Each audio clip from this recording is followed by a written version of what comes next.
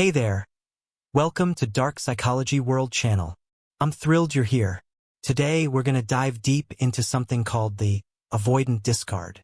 It's a psychological thing that happens with people who have avoidant attachment styles. It often leaves their partners or exes heartbroken and super confused. So what's this avoidant discard all about? Well, it's a behavior pattern that avoidant folks show in relationships. They tend to avoid getting too emotionally close to protect themselves. In a romantic relationship, this can lead to them suddenly ending the relationship to avoid feeling too vulnerable. It's usually a sudden breakup, and they often avoid talking about the real issues. This can be really hurtful for the partner who might feel blindsided and super confused.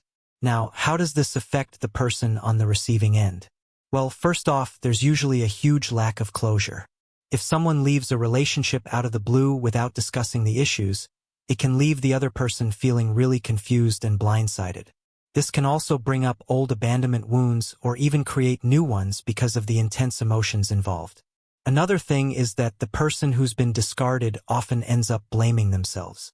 They might think things like, if only I was good enough, this wouldn't have happened. Or, if only I was more supportive or loving, this wouldn't have happened.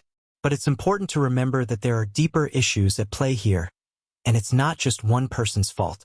If you've been on the receiving end of this, ask yourself, what stories am I telling myself?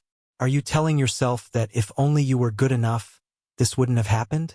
Or if only you were more supportive or loving, this wouldn't have happened?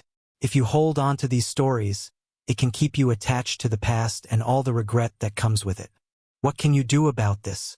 The first step is to let go of these stories you've been telling yourself.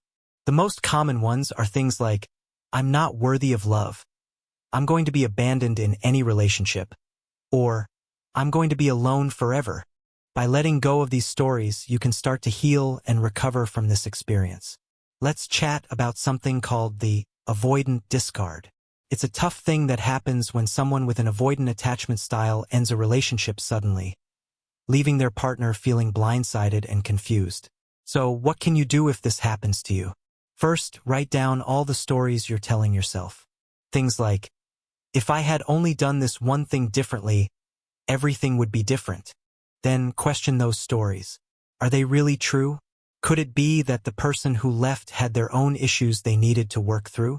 The second step is to create your own closure. Usually, we're looking for certainty when we seek closure. So, think about the key lessons from this experience. What did it teach you?